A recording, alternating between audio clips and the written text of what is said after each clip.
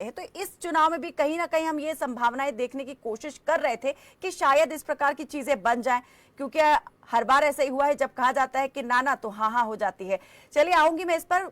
सुरेंद्र भाटिया भी हमारे साथ जुड़ चुके हैं, वरिष्ठ पत्रकार हैं। भाटिया जी, बहुत बहुत स्वागत। और सभी पक्षों को आपने सुन लिया है। अब इस चुनाव को जीतने के लिए हर कोई अपने अपने स्तर पर जोर आजमाइश में जुटा हुआ है। अब कौन कितना तगड़ा पहलवान होने वाला है, किसके बाजू में कितना दमखम है, ये जनता बता सकती है, या फिर आपका अनुभव? ऐसा है कायनाथ जी, जैसे कि भारतीय जनता पार्टी के प्रवक्ता जो हैं सुभाष जी, वो दावा कर रहे थे कि केवल हम ही समस्याओं को हम्म। दूर कर सकते हैं। ये एक स्वाभाविक सी बात है। कुछ लोगों में उनके विचार आ सकते हैं, 2-3%, हम्म। और उनको इस बात का, कोई भी सत्ता पक्ष होगा उसको लाभ मिल सकता है। लेकिन अगर वो ये कहें कि भारतीय जनता पार्टी के राज में अब कूड़ा इकट्ठा करने लग गए हैं, कई मजेदार चीजें चालू हो गई हैं। अभी सिरसा में हम्म। 16 दिसंबर को आवारा कुत्तों को पकड़ने के लिए लगभग 1 करोड़ रुपए का टेंडर हुआ है। मैंने पहली बार अपने जीवन में सुना है कि एक छोटे शहर में कुत्तों को पकड़ने के लिए 1 करोड़ रुपए का टेंडर हुआ है। हम्म। अगर आप कचरा प्रबंधन की तरफ चले जाएंगे तो कचरे के जो टेंडर है, जो डोर टू डोर कचरा इकट्ठा करते हैं, मैं लगभग 46 साल से पत्रकारिता में हूं। अखबार में कूड़े की खबर छपती थी कभी, तो उस पे एक्शन होता था। अब आप टीवी पे डिबेट कर लो, शहरों में कूड़े से अटे पड़े हैं, और जहां पे कूड़ा प्रबंधन के चीजें हैं, हम्म। बड़े घोटाले हो रहे हैं लगभग हर शहर में। आम आदमी को, जो अगर गंभीरता से नहीं विचार करेगा, तो उसको लगता है यार कूड़ा इकट्ठा करने में क्या घोटाला हो। हम्म। कूड़ा इकट्ठा करने वाले बड़े बड़े समाचार पत्रों में लाखों रुपए के इश्तेहार देती है। लाखों रुपए का इश्तेहार कौन देता है? जो धनपति होता है। और ये क्यों हो रहा है? क्योंकि इसमें भारी घोटाले हो रहे हैं। हम्म। कूड़ा प्रबंधन का मैं देख रहा था, गुरुग्राम में 300 से अधिक करोड़ रुपए का टेंडर है। कूड़ा कोई ये ऐसे इकट्ठा नहीं किया जा रहा। अगर आप स्ट्रीट लाइट जो दिन भर जलती है, हर बिजली के बिल के साथ स्ट्रीट लाइट के पैसे हम देते हैं। हम्म। पिछले कुछ समय से हुआ क्या है, चाहे आबादी बढ़ने से, हमारी जो सिविल सोसाइटी में, और जो स्विक सेंस है, उसको लेकर इतनी प्रॉब्लम आई है। कूड़े को लेकर, पीने के पानी को लेकर, और सीवर को लेकर।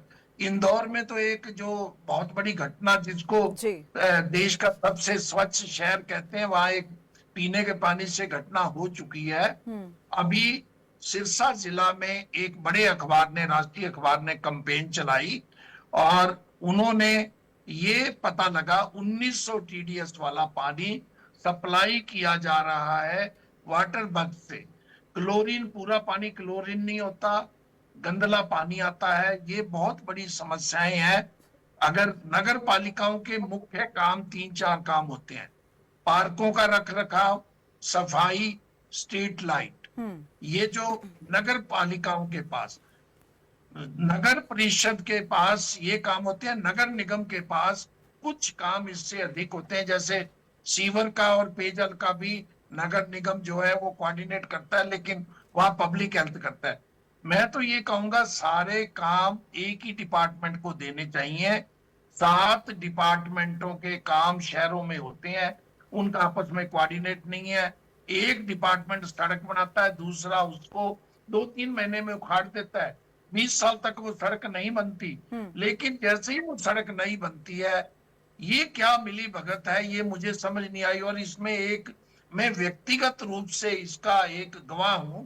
मैंने कोर्ट से ऑर्डर करवाए, हम्म। 2016 में मैंने कोर्ट से ऑर्डर करवाए। 2013 में पी राघवेंद्र राव जी एफसीआर थे नगर पालिकाओं के। एक बहुत बड़ा घोटाला सिरसा नगर परिषद में हुआ था, जिसकी एफआईआर दर्ज की गई थी। एक ईओ, एक एक्सीएन और 4 अन्य लोगों, 6 लोगों के खिलाफ एफआईआर दर्ज हुई थी। 3 लोग अरेस्ट हुए थे। जो गली बनी नहीं थी, ब्रह्म कुमारी आश्रम वाली गली बरनाला रोड पे जो बनी नहीं थी, उसके पैसे डाल दिए गए थे। नगर परिषद नगर निगमों में 40% तक कमीशन जा चुका है। ये बहुत बड़ा घोटाला है। फरीदाबाद की 200 करोड़ की नीरज ने बहुत, एमएलए जो नीरज थे, उन्होंने विधानसभा में भी बात उठाई और जगह भी उठाई, लेकिन कोई उसका असर नहीं हुआ। सिरसा एक छोटा सा शहर है, 80 करोड़ अमृत योजना के तहत करनाल मुख्यमंत्री जी का शहर था, मनोहर लाल जी का। स्मार्ट सिटी की बात कही गई, 10 साल बाद भी लोकसभा में जवाब दिया, 22 परियोजनाएं अभी भी बाकी हैं। फरीदाबाद स्मार्ट सिटी बन गया क्या? तो शहरों की समस्याएं बहुत है। बीजेपी लाभ की स्थिति में हो सकती है बीजेपी इनमें से कुछ सीटों पर नहीं, बहुमत सीटों पर जीत हासिल कर ले, लेकिन उसका अर्थ ये नहीं है भी सब कुछ ठीक है करना। एक चीज में गुटबाजी वाली जो कांग्रेस की बात है, कांग्रेस में गुटबाजी है, ऊपर से लेके नीचे तक है, लेकिन नगर निगमों में हो सकता है इस गुटबाजी का बहुत ज्यादा असर ना हो। उसके कारण है, उसके छोटे स्तर पे जब चुनाव होगा तो बड़े नेता अपनी गुटबाजी शायद नीचे तक ना लेके आए। ये मैंने पहले भी देखा है। भारतीय जनता पार्टी को केवल सत्ता का लाभ हो सकता है, लेकिन स्थिति उनके बिल्कुल विपरीत है। नगर निगमों में चाहे जिसकी मर्जी बात करते हैं, कचरा प्रबंधन से लेके सीवर, पार्कों का घोटाला सिरसा में बहुत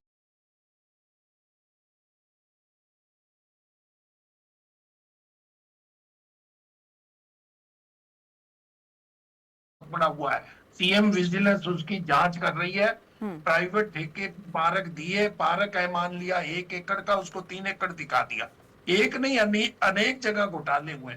अभी मैं जो आपको डॉग पकड़ने की बात है, इन्होंने पहले कहा था, एक हरियाणा सरकार ने अच्छा काम किया, गौशालाओं को बहुत पैसे दिए, लेकिन उसके बावजूद हर सड़क पे, हर शहर में आपको गोवंश मिलेगा। वो क्यों मिलेगा? मुझे लगता है उसमें भी घोटालेबाजी है, जिस कारण गोवंश को गौशालाओं में नहीं पहुंचाया जा, उसकी वजह से अनेक दुर्घटनाएं हुई हैं, अनेक लोगों की मृत्यु हुई है। सापरा जी, क्या कहेंगे आप?